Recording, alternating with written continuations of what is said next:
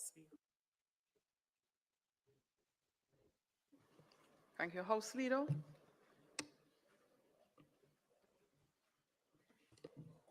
Thank you. Thank you, Madam Speaker. Um, I'll ask that you proceed with the agenda items as listed. Thank you. Thanks, House Leader. Statement by ministers. Announcements. Clerk.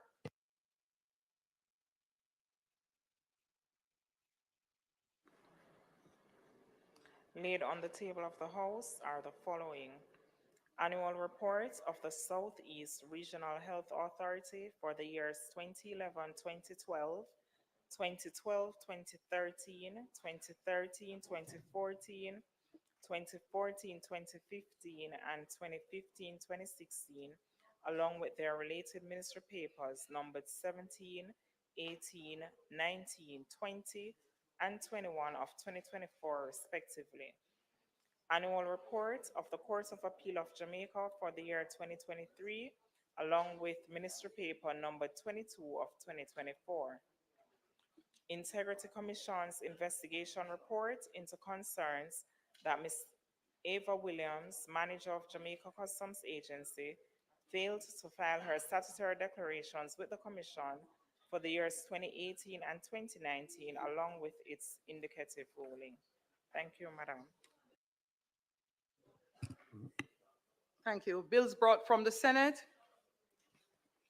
We will later recommit petitions, papers, reports from committees, notices of motions given orally, questions and answers to questions, motions that may be made at the commencement of public business requiring notice, motions relating to the sitting of the House, motion for leave to introduce bills, presentation of bills without leave of the House first obtained, public business. House Leader.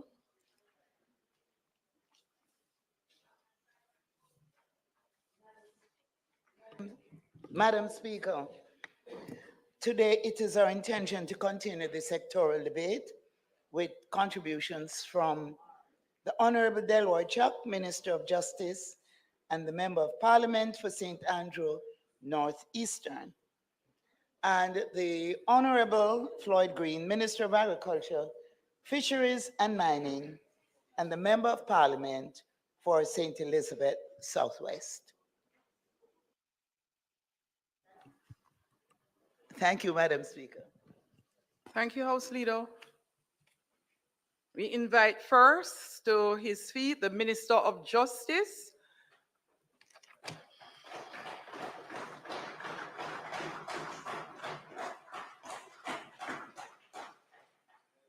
The Minister of Justice represents the constituency of St. Andrew Northeastern.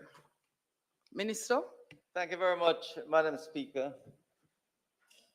Today, I rise yet again this afternoon in this honorable House to present to my beloved country the ongoing plans, policies, and programs being undertaken by this administration through my stewardship as Minister of Justice. Madam Speaker, today's presentation signals my 8th consecutive year as Minister of Justice. A feat made possible by the unbroken 27-year support from the wonderful constituents of Northeast St. Andrew, and the faith and confidence of the Prime Minister, Andrew Holness, in appointing me. Prime Minister, esteemed ministers and members of Parliament, I express gratitude for your unwavering commitment to the prosperity and progress of our nation in what is a dedicated, collective, continuous program towards improving the lives of the Jamaican people by providing justice, transforming lives, which is our 2024 sectoral theme. Madam Speaker, Prime Minister, members of Parliament, Jamaica's justice system is in the best shape it has ever been in our history. While we still have some way to go for a first-class justice system, the administration of justice and the citizens' access to justice and opportunities to get justice have never been better. And we have many stakeholders to thank for this contribution. To the citizens of Jamaica, I express gratitude for your support in providing meaningful recommendations and suggestions towards improving our justice system. Your contributions are also helping us to achieve the transformation which we all wish for our fellow Jamaicans. Madam Speaker, the work of Team Ministry of Justice under the leadership of Permanent Secretary Grace Ann Stewart McFarlane, who is here with us, plays a major role towards the ministry's pursuit of providing justice and transforming lives.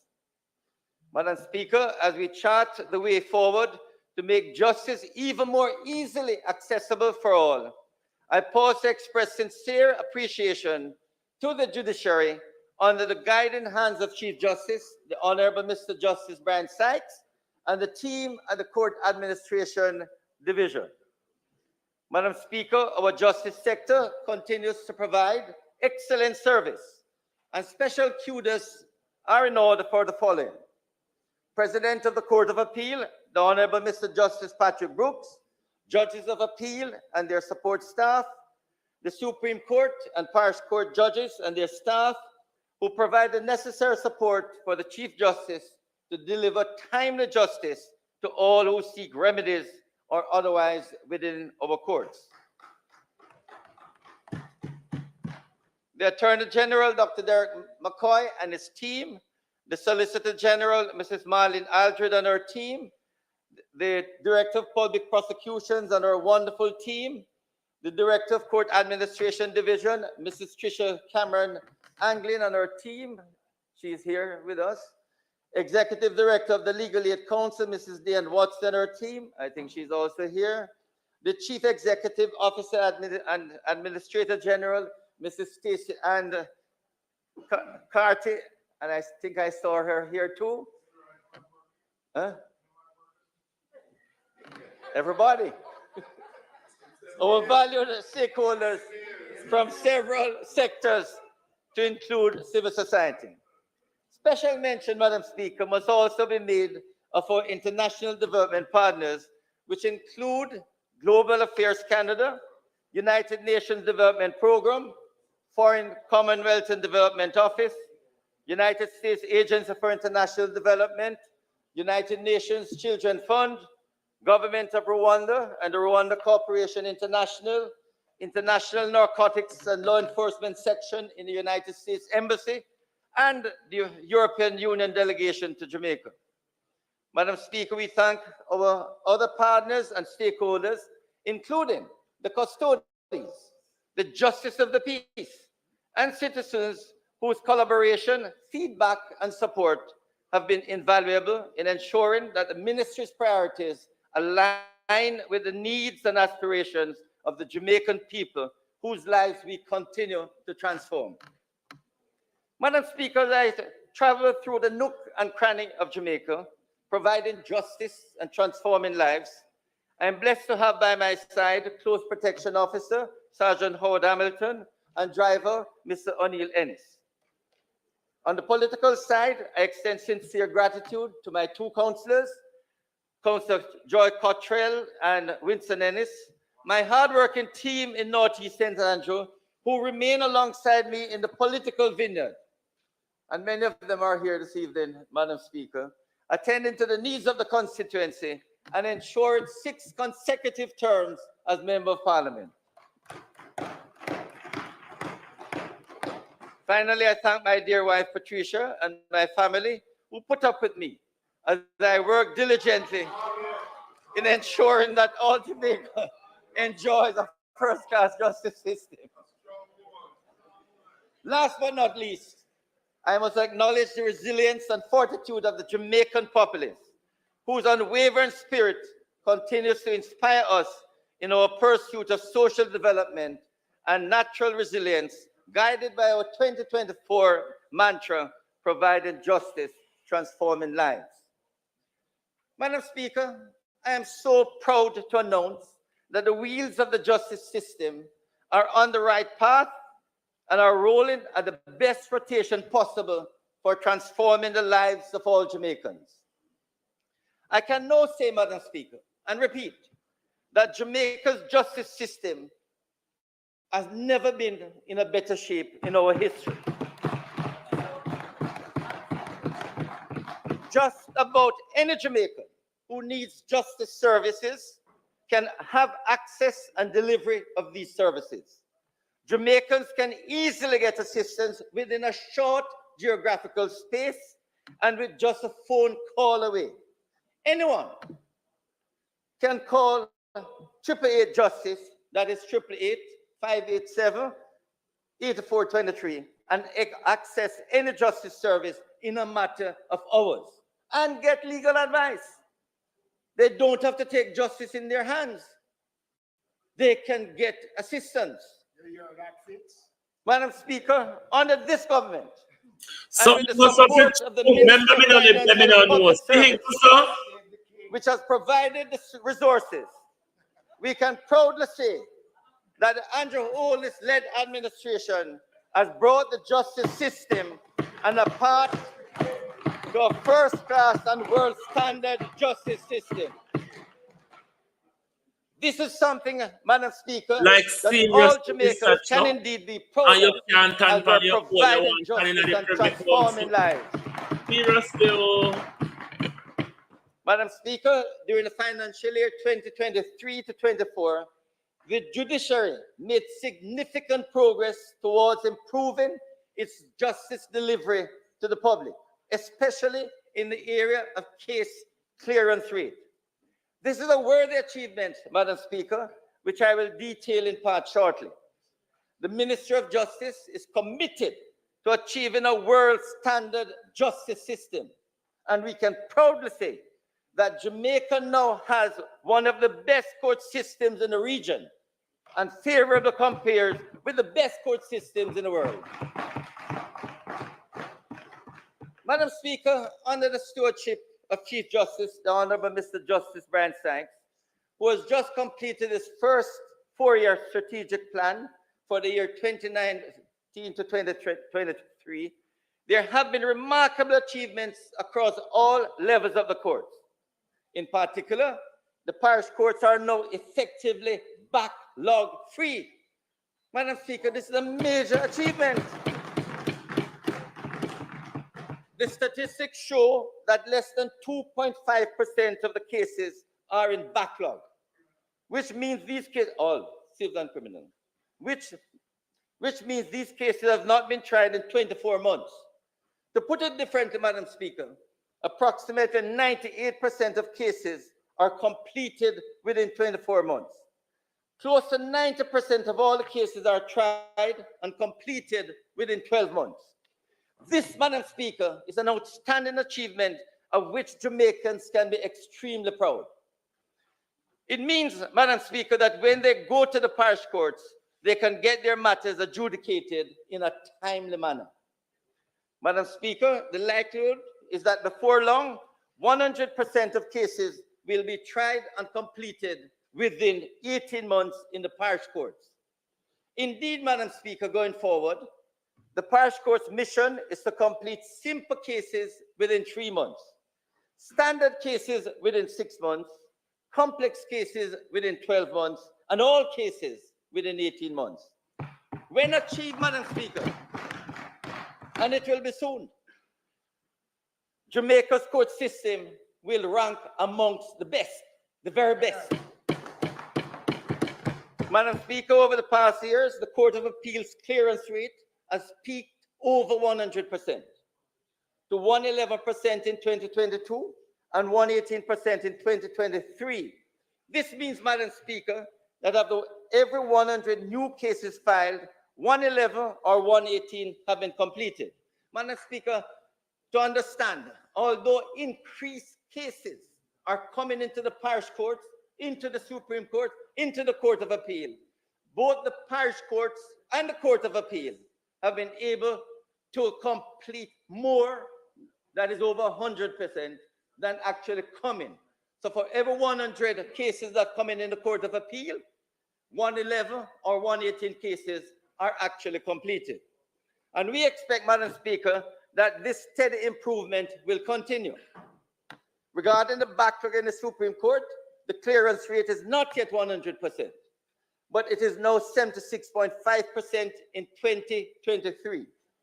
However, Madam Speaker, with the new strategic plan, the Chief Justice is projecting that within another 5 years or so, clearance rate in the Supreme Court will be in excess of 100%, and backlog will soon become a thing of the past in courts across Jamaica.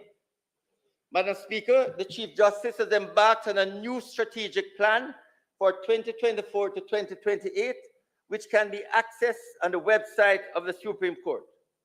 More important, Madam Speaker, the executive and this parliament will provide the necessary resources to support this new strategic plan and to ensure that there's little or no interruption in executing the plan. Madam Speaker, we have continued to renovate most of our courts, and indeed, the most recent renovation in Clarendon is a model of what a parish court can become. In other words, Madam Speaker, when you go to Maypen, the Clarendon court, and I don't know how many people have seen it recently, it just looked like a first-class court, properly fixed up. In other courts, Madam Speaker, we have provided improved equipment, technology, and new furniture. And even though more work needs to be done to upgrade and modernize, we can boast that the court facilities are in fairly good condition across Jamaica. Madam Speaker, let me say it very clear. No other administration has given more support and resources to the justice system like the Andrew Holness administration. Madam Speaker, the Andrew Holness administration has not only given support, resources, but also support the judiciary in many ways. From 2016 to 2023, the number of appeal court judges increased from 7 to 13, almost double. Supreme Court judges increased from 30 to 42. Masters and chambers from 4 to 8. And parish court judges from 50 to 71. In addition, Madam Speaker, we increased the number of prosecutors from 42 to 58. Madam Speaker, it shows the commitment of the Andrew Holness administration to ensure that the justice system gets the resources it needs. Madam Speaker, since 2016, every section of the justice system has had budgetary increases of over 150% in allocation. For example, the Court Administration Division moved from 3.397 billion in 2016 to 9.431 billion now in 2024. Madam Speaker, don't ignore this. The improved salaries of the judiciaries. In 2016, when this Andrew Holness administration came to office, the judges were the lowest paid in the Caribbean. Back in 2016, judges were receiving a compensation package of approximately 12 million per annum. Fast forward to 2023. And the figures have significantly increased, Madam Speaker, with judges in the Supreme Court and Court of Appeal earning close in their compensation package, including vehicles, of close to $30 million per annum.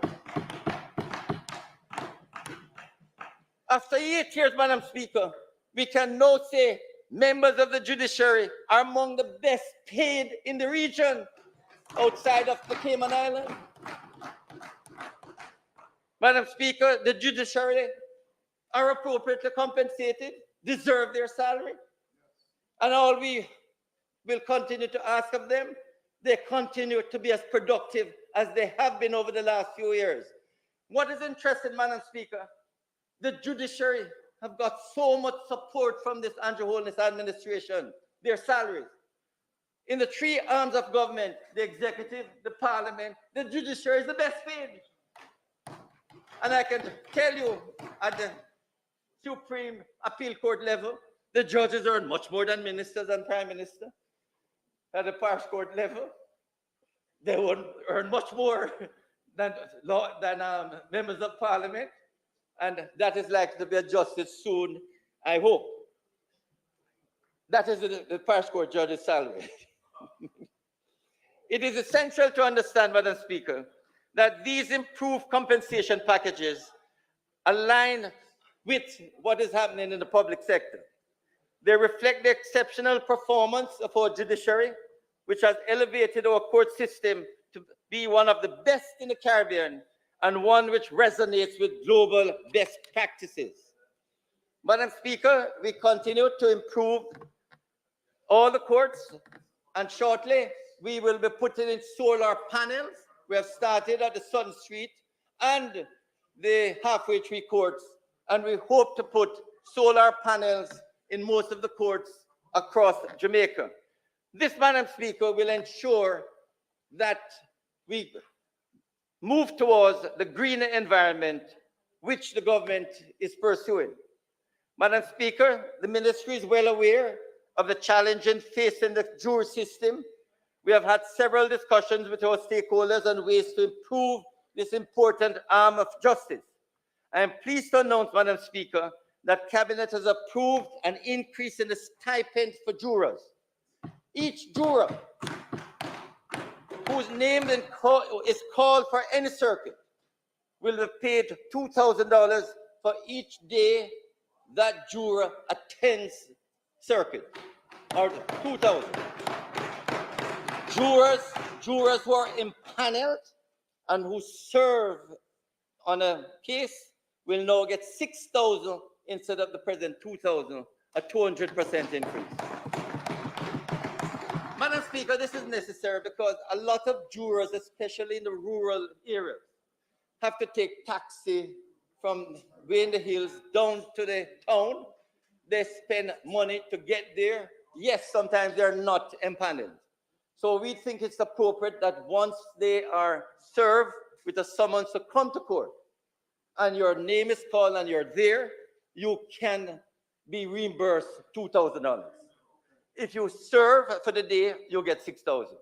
And I think very shortly, Madam Speaker, we will come with the regulations to change it so that hopefully shortly it will be, executed. Moreover, there has been major improvement, Madam Speaker, in the delivery of judgments right across the courts.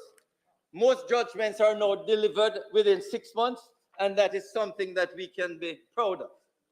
Madam Speaker, when I came here as Minister of Justice, judgment debt was a major challenge. I can tell you, Madam Speaker, there were lawyers who were begging me. The government owes them millions of dollars.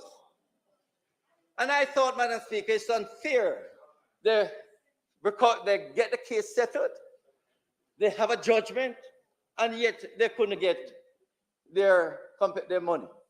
So, Madam Speaker, under Minister of Finance Shaw in 2017, we urged him to let us have enough to pay up the judgment debt. And in 2017-2018, we got 1.5 billion and paid off all the backlogs.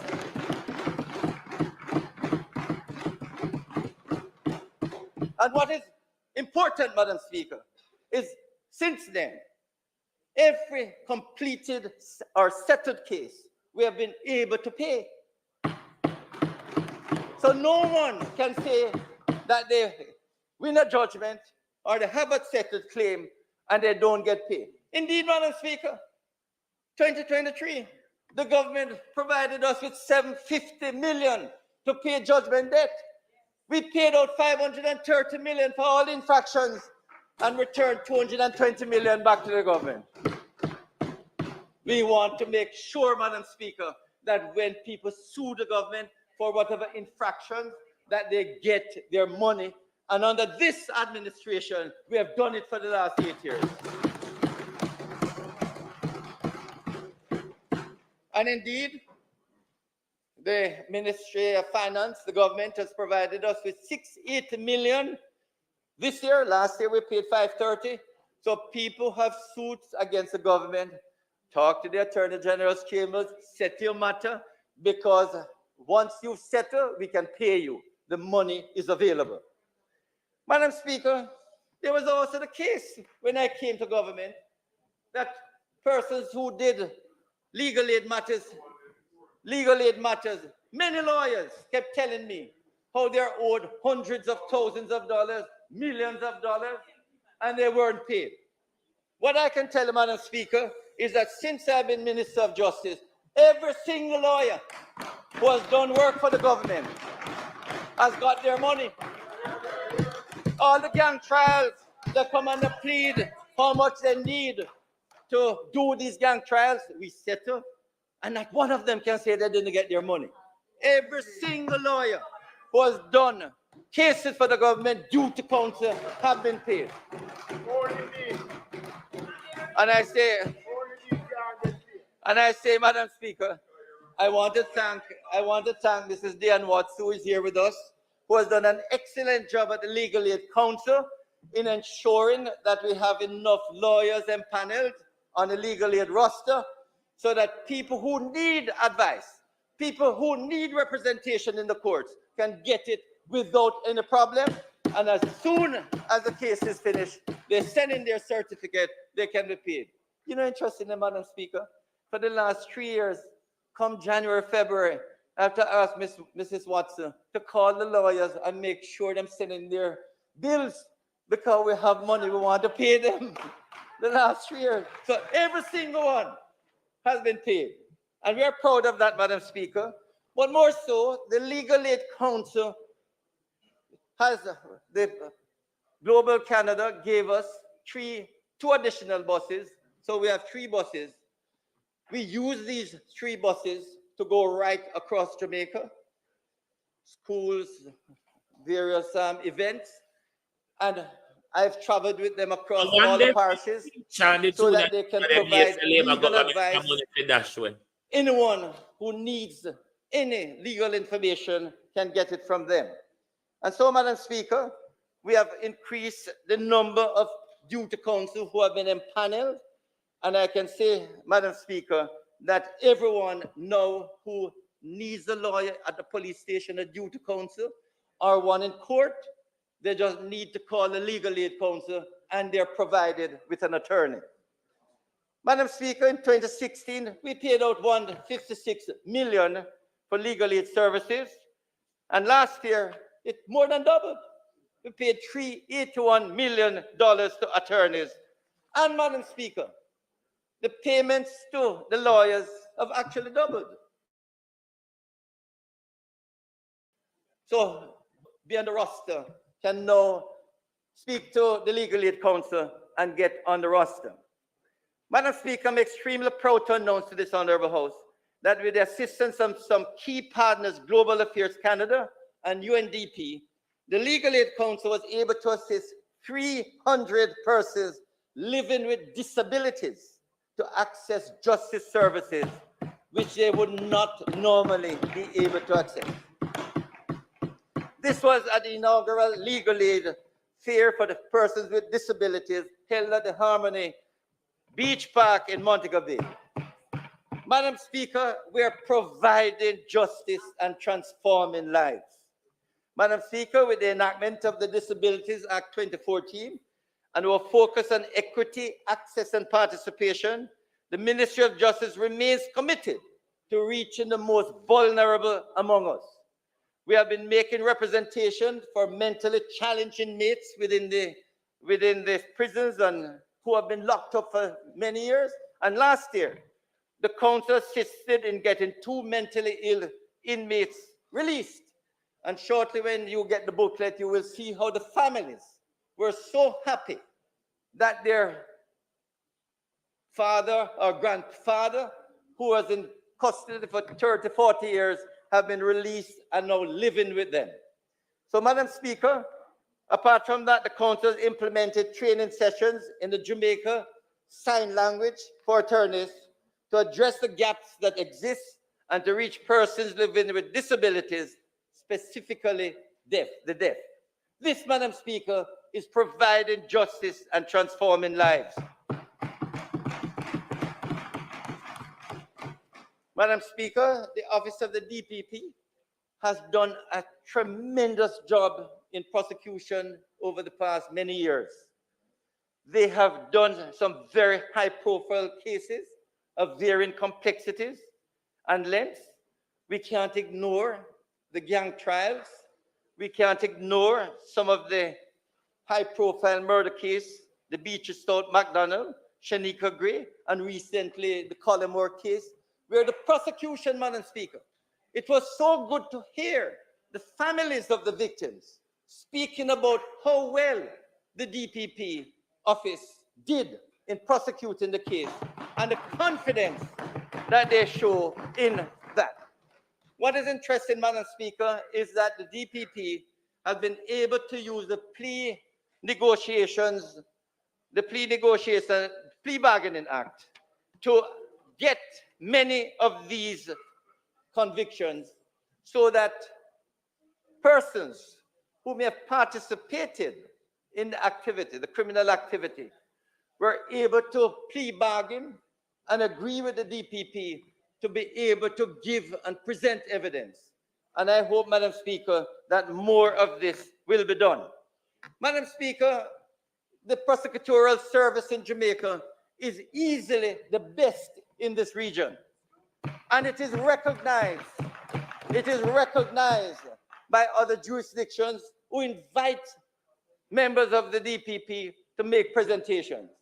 And Madam Speaker, notwithstanding what may happen over the next year or so, next few weeks or months, I must give credit to Paula Llewellyn. She worked hard, her commitment, her sterling service and professionalism ensured that all of the prosecutors and town councils are definitely up to par and some of the best in the region. Madam Speaker, I can say that we in Jamaica, all victims of crimes, can be proud of the work of the DPP's office. They are doing a fantastic job. Madam Speaker, my last sectoral presentation, I went at length with the Administrator General. We congratulated the outgoing Administrator General, Mrs. Lona Brown, and we're happy to report that our new CEO, the new Administrator General, is Mrs. Stacey Ann Carty. We expect the same exceptional customer service to continue under her leadership, serving all its clients in keeping with the government's service excellence standards. In 2023, the Administrator General won several customer service awards from the Jamaica Civil Service Association as the team members continue to work at providing justice and transforming lives. We congratulate Mrs. Opal Bryan for achieving the Management Award and Senior Case Officer Mrs. Ruth McGrother for the Middle Management Award. The department, Madam Speaker, has 5,109 active estates and 935 inquiry cases in administration, including 338 new cases for 2023-2024. Over the past 5 years, Madam Speaker, the department has taken on an average of 360 new cases per year and closed an average of 420 cases per year. Madam Speaker, there's no doubt that the Administrator General has improved significantly, and yes, the previous Minister of Justice, we did agree and put in that they can now give their, letter of administration, and that is working beautifully, because within 3 months, these letters of administration can be, and the estate can be dealt with. Where we have a problem really right now is to get the beneficiaries to come together and agree how the thing should be apportioned. Because what I'm planning to do, Madam Speaker, is to get a mediation department in the Administrator General's department to deal, yes, to deal with all these beneficiaries who curse one another as to what portion they should get, even though the law is there to tell them what portion they are to get. So, Madam Speaker, we have properties, 50 billion, over 50 billion worth of property that we want to give to the beneficiaries. But you know it. No, we're planning to put mediation. I've been down there. We need some mediation, restorative justice to get the parties together. But what is more, Madam Speaker, the Administrator General and MOJ, with MOJ, we go across the island urging persons make a will. People don't like making a will. But we urge them to make a will because it stops the problem of fighting over deadlift. Because, Madam Speaker, deadlift is a major cause of violence in this country, major cause of death. And we are still working hard to ensure that persons stop fighting over land, fighting over deadlift, fighting over everything. And it's very important, Madam Speaker, that we deal with this. But, Madam Speaker, if there's one area that I'm really, really proud of, and that is the social justice section of the Ministry of Justice. We have done remarkably well taking alternative justice service right across Jamaica. We were able to visit 28 churches, 42 schools, impacting 500 children and thousands of Jamaicans during my parish tour in 2023, where I went to every single parish across Jamaica. In my presentation last year, Madam Speaker, I mentioned the Social Justice Division of the ministry. It houses restorative justice, victim services, child diversion, and mediation to coordinate the delivery and efficiency of these programs under the theme providing justice and transforming lives. Madam Speaker, I can say that RJ, restorative justice, is now widely accepted as absolutely transformative when parties participate in RJ circles, accept responsibility for their action, and commit to repair the harm done. The remarkable success rate of more than 80% demonstrates that when parties commit, their lives indeed can be transformed and relationships can be healed and restored. Madam Speaker, the real challenge is to have more Jamaicans who are in relationships that are marred by conflict or any form of abuse to take up these alternative services offered by the ministry. We have victim services, Madam Speaker, child diversion, and in truth, Madam Speaker, they are providing not only the service, but healing lives, transforming lives. And Madam Speaker, we are very proud of these services being offered by the ministry. Madam Speaker, the team members, we are urging members of Parliament, all members of Parliament, if you have a community meeting, we can get our team members from RJ, victim services, mediation, child diversion to come and sensitize your community about these alternative justice services. We are doing it and in the schools, in the churches, but we want to do it in the communities. So we are appealing to all members of Parliament. If you have a community meeting, let us know. Just give us a schedule and we will visit and speak about these services. Madam Speaker, as I say, restorative justice continues to be the flagship programs within the Social Justice Ministry. It's division of the ministry. It seeks, Madam Speaker, to resolve conflicts by having all parties involved in the incident, as well as the community, engage in a circle with a focus on restoring the relationships. This, Madam Speaker, fosters a more peaceful and harmonious society. The program has maintained a high success rate and remains readily accessible to all citizens in all 14 parishes. This has been done through public awareness campaign, restorative practice trainings and sensitization sessions across civil society, schools, churches, and communities. Madam Speaker, in 2023-24, the hardworking RJ staff and dedicated facilitators conducted more than 2,300 case conferences for referrals concerning harms or crimes committed. A total of 1,863 agreements were signed, which in most cases, Madam Speaker, restored relationships between the disputing parties. Madam Speaker, in 2023-24, I tabled a copy of the Restorative Justice Policy Green Paper. The policy's revision is geared towards improving the implementation of the National Restorative Justice Program. We embarked on several initiatives for public engagement and feedback, and to date, there have been no objections.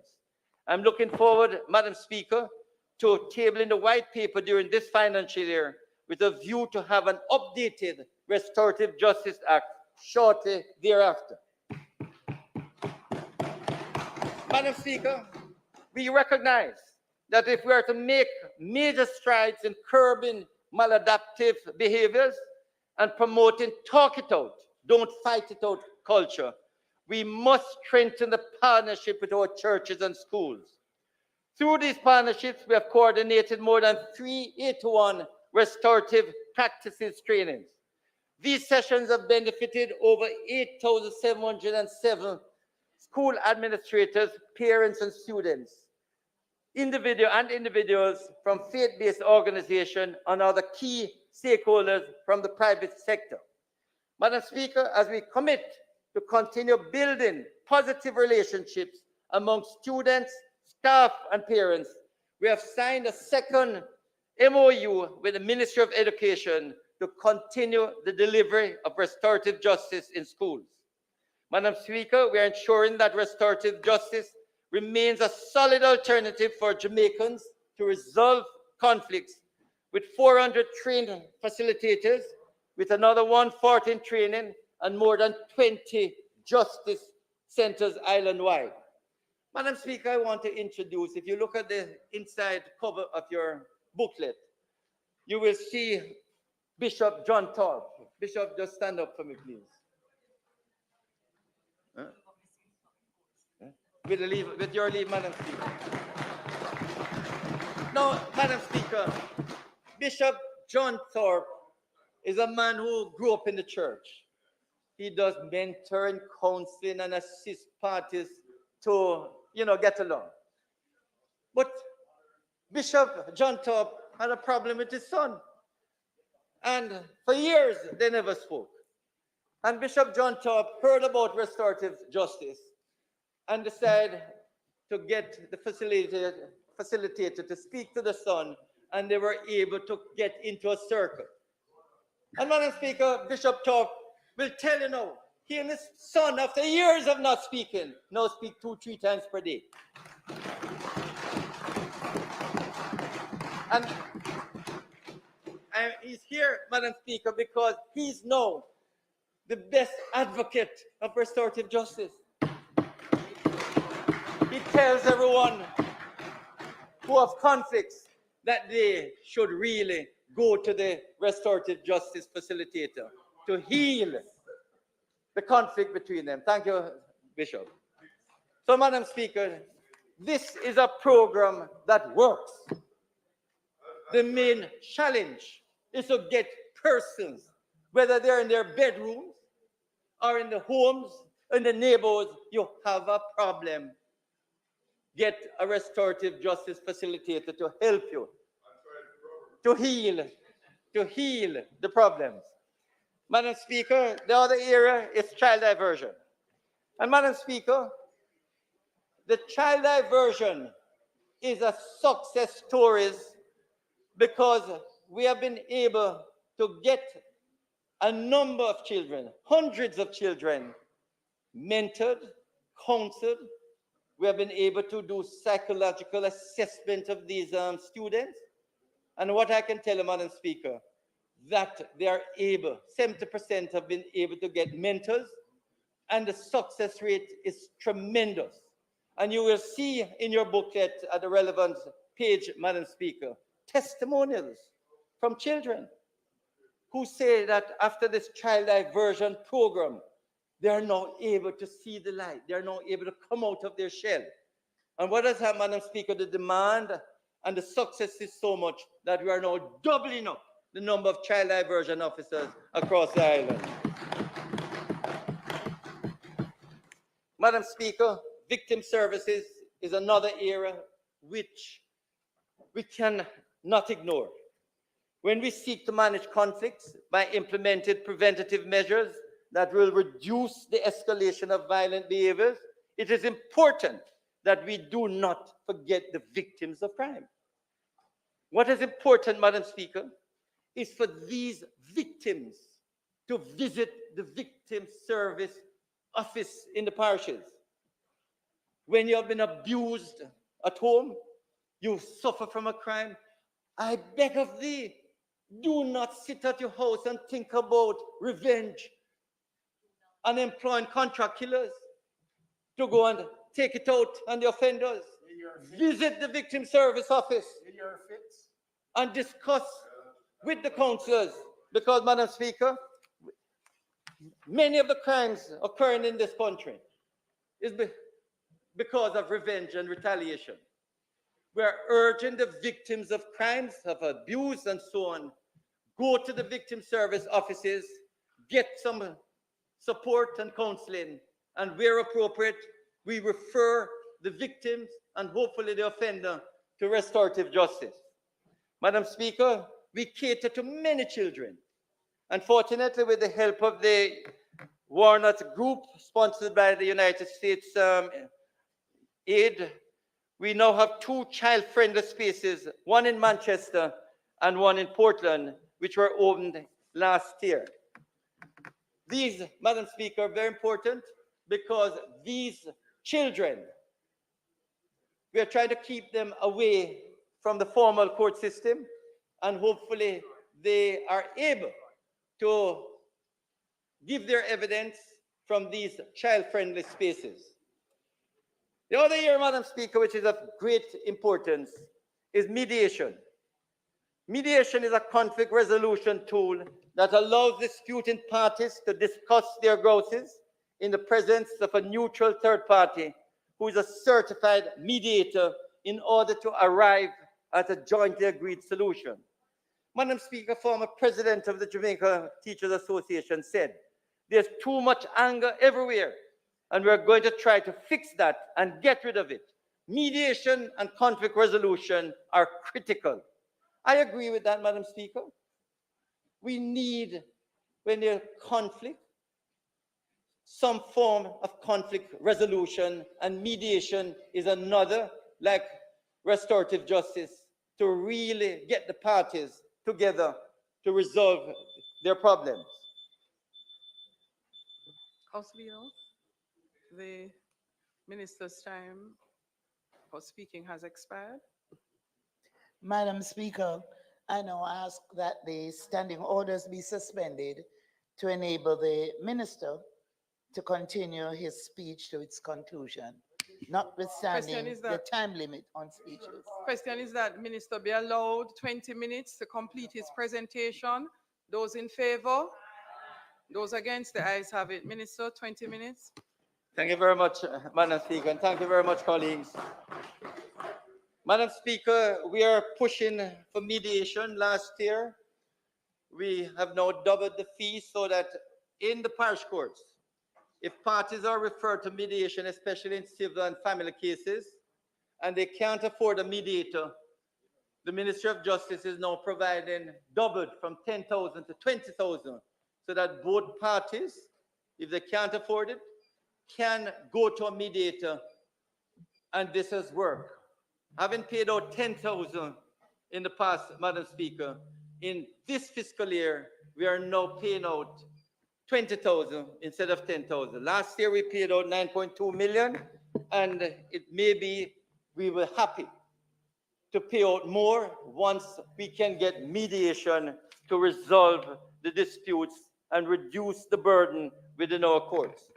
The mediation program, Madam Speaker, is in partnership with the Dispute Resolution of Jamaica, and we urge parties in dispute to use mediation. And Madam Speaker, it works. We have data to prove it. An internal study conducted by the ministry, which garnered data from the program during financial year 22-23, revealed that 92% of mediated cases were resolved within just 40 days from the point of referral, with an overall success rate of 87%. Of the participants who benefit from the financial support provided, 79% felt that the mediation process was fair, while 88% indicated that they would recommend mediation as a way of resolving disputes. So, Madam Speaker, we are promoting mediation, and sometime shortly, we hope to bring to Parliament a new Mediation Act, which we hope, like arbitration, will position Jamaica as a dispute or commercial dispute center that other countries or parties can visit Jamaica to have their matters settled. Madam Speaker, the ministry is definitely providing the financial support and the legislative program to ensure that individuals and companies can use various dispute resolution to arrive at mutually acceptable agreements. Madam Speaker, justices of the peace, we have over, on Saturday night, I participated in the commission of over 100. So we now have over 11,000 JPs. Madam Speaker, this is almost doubled since I have been Minister of Justice. And we want more JPs. The only thing we ask of JPs is that they are of unquestionable integrity, and they are committed to make themselves available to provide service to the community. What we want, Madam Speaker, is that these JPs should be the real focal points to get justice information, to be the advocates not only for justice, but of peace within their communities. As I go across and speak to justices of the peace, Madam Speaker, I urge the JPs to really band together, to be the light, the real leaders in their communities, because they're the ones who can stop a lot of the conflicts, assist in ensuring that there's calm, harmony, and peace within their communities. And Madam Speaker, that is why I'm pushing these justices of the peace, and we have regular sensitization sessions for these JPs. We have had many persons at these sensitization sessions, and last year they had programs on the bail process. Madam Fort gave that one on the bail process, and also on constitutional reform, on the Sexual Harassment Act, on legal aid, and passport immigration. The Accountant General came and spoke, and the Administrator General's Department and the Estate Planning come regularly to speak to thousands of JPs on a regular basis. The point, Madam Speaker, is that we want our JPs to be better informed, to be the portal for information. So when you need justice information, they can go to a JP. And as I say to JP, if you don't know, just say you don't know, call 888 587 8423 and get a service from the Ministry of Justice. We can put on the person, not only to the various alternative justice programs, but can also provide the necessary legal advice.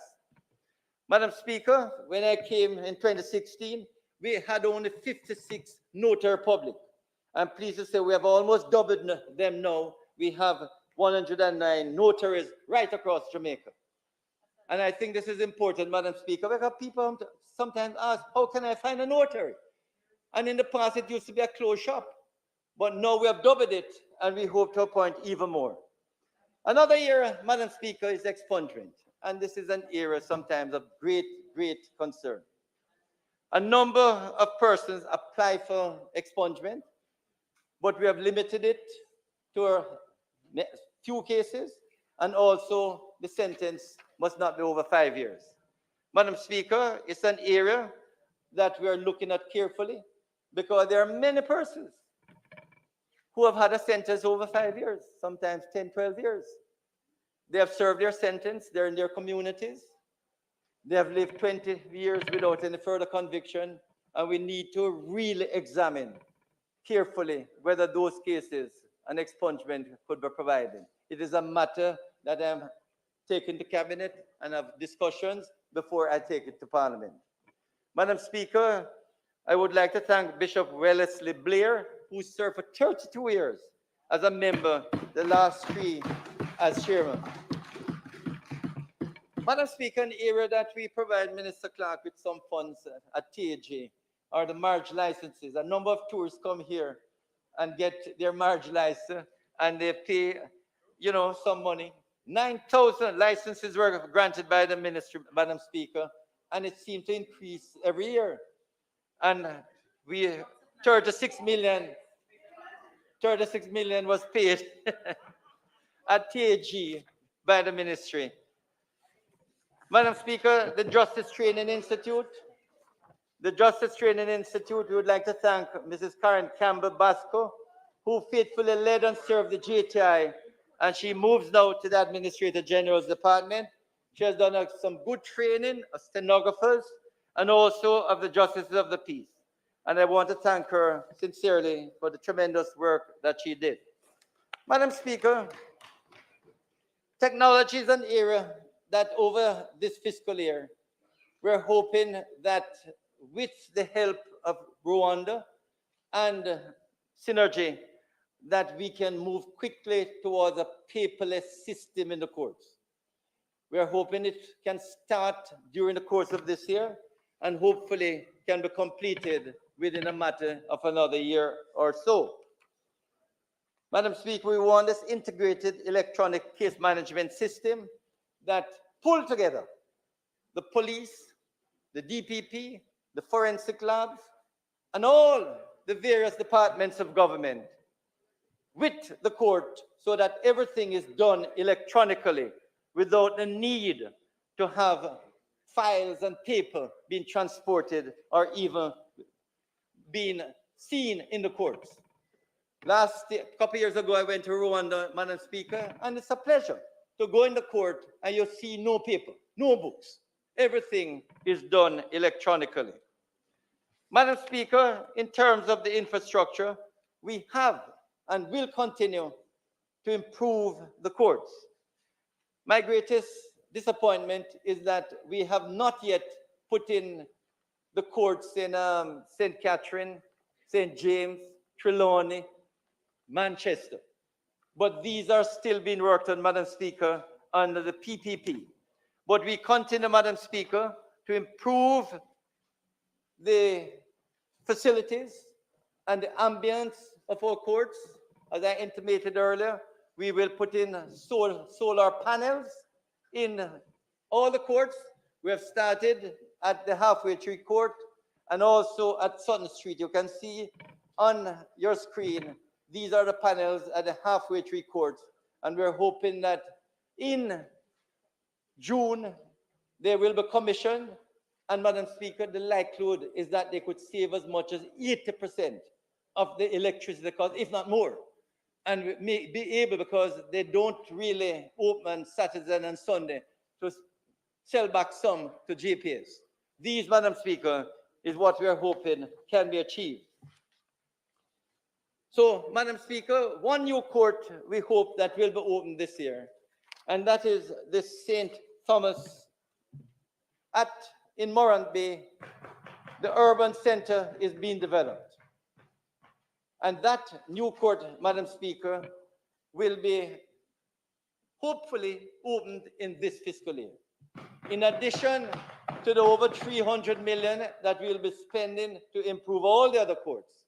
But we are hoping that the St. Thomas Court will be the state-of-the-art court.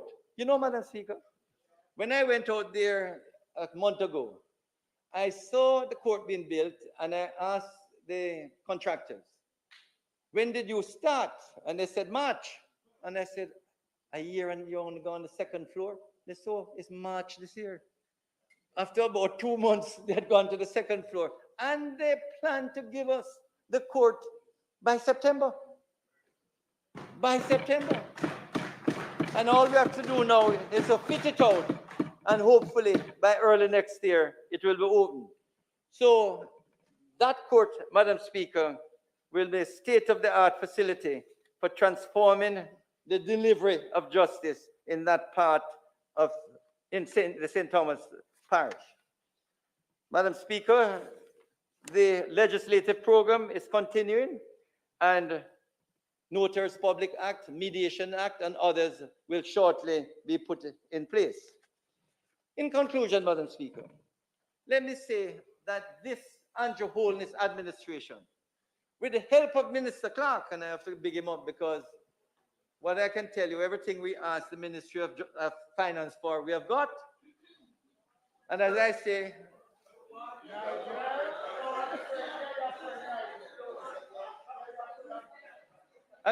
sometimes he doesn't know it's the technocrats who put it together. But at least the money is there. And that is, I said, you weren't here, Minister Clark, to hear that even judgment that we paid off and returned 220 million. And several areas we have tried to spend the money prudently. And that is the intention of this ministry. But Madam Speaker, in closing, we need to emphasize that the justice sector is where we get a lot of backlogs and bottlenecks because litigants are seeking justice. And surely, Madam Speaker, the justice sector is aware that the more matters that can be completed, they really help litigants in getting on with their lives. Madam Speaker, the record shows that great strides have been made over the past 3 to 4 years. The Ministry of Justice has been consistently working at providing justice and transforming lives. Still, Madam Speaker, much more needs to be done. The court system is significantly reducing the backlog, but we still have a far way to go. Litigants can play their part by using alternative justice services such as mediation, restorative justice, and so on to settle matters. The public is urged to remember that mediation offers a win-win outcome, while a court decision is a win-lose outcome. And even the most hopeful for a successful court decision are sometimes left disappointed and devastated with an unfavorable court decision. It is in the interest, Madam Speaker, of the economy and the general society for matters to be resolved promptly in the courts. In civil, family, and commercial disputes, hundreds of billions of dollars may be on hold as a parties await a court decision. And that is why I have to thank the Chief Justice and the judges who are working to be more productive in getting these cases completed in a timely manner. Yes, Madam Speaker, the judiciary is playing its part to deliver timely justice, and it is now appropriate for other stakeholders, attorneys at law, litigants, and witnesses to help the process to get matters cleared up. Madam Speaker, even matters that are not tried in open court, such as divorces, probates, and modification of restrictive covenants, if the documents are filed correctly, then the matters can be completed in weeks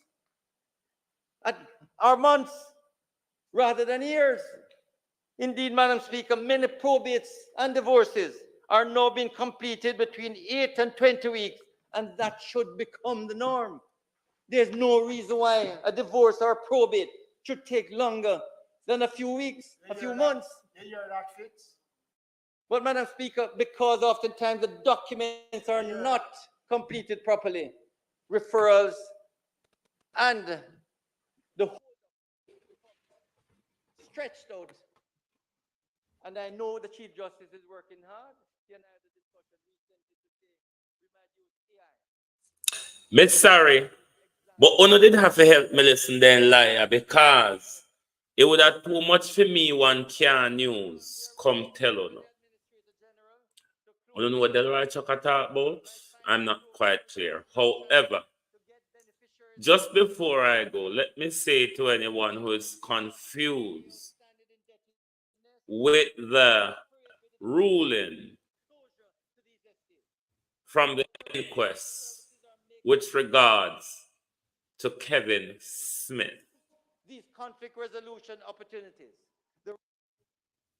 For those who may be confused of the Kevin Smith ruling, inquest ruling,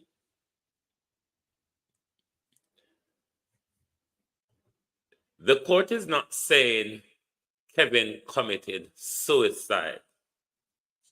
In short, the the legal reasoning for the explanation, if we are to believe the given story, is Kevin Smith's actions was intended to cause a car crash which would have killed possibly everyone in the car.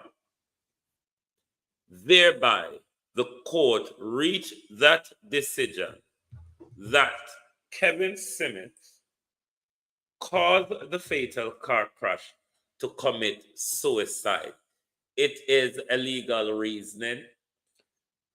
I wouldn't push back on that. What I would ask the inquest and the Jamaican government, where is Kevin's body? Why is Kevin not been buried? When was Kevin's funeral? Is Kevin been buried? Was Kevin cremated? Was Kevin's body dumped at sea like Bin Laden? What happened to Kevin Smith's body? Given that Dr. Chang was on the scene shortly the night after the massacre in the church at Montego Bay, given that Dr. Chang was transferring Kevin from Montego Bay to be charged in Kingston, which the fatal accident took place en route. Is there two different jurisdictions in Jamaica? Legally, why Kevin Smith couldn't have been charged and remanded in Montego Bay? What does Dr. Chang know? What is Dr. Chang hiding?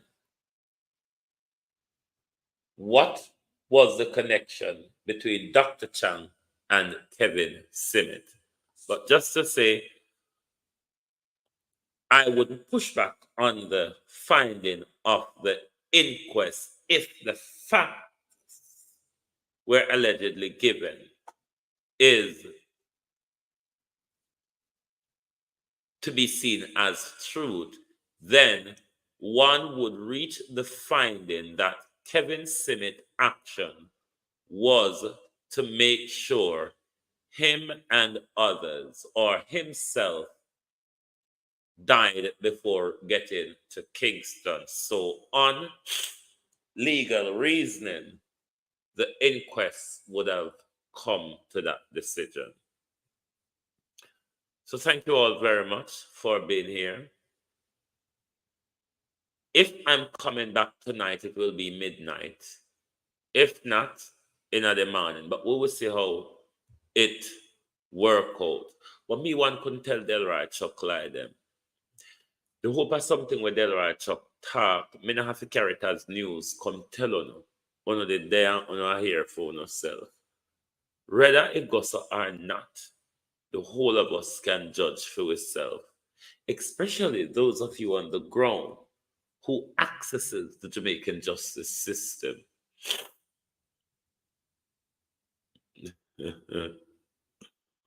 But the real say, boy. Mhm. No, sir. May I tell you. But thank you all. I never get to my roll call, but I don't know how you go already. Thank you all for being here. Me I go beat my dirty skin now. Me not the one suit of dirty clothes from morning. Me I go beat my kin. sooner or later. If you want to go and go watch Flight Green, I tell for him like them because a Flight Green I go come up with one hope a line now. Jesus, me not make them mad way. Anyway, see you all later. Good evening. Them I got table some from. When I can go and go listen, I don't have time for them. I not make them mad me. But some report, I don't think it's the illicit 6 that's gonna be tabled, but some integrity report is gonna be tabled at some point. But me not have time for them. What we hear about it? What we hear about it? Thank you very much and good evening from Global Television.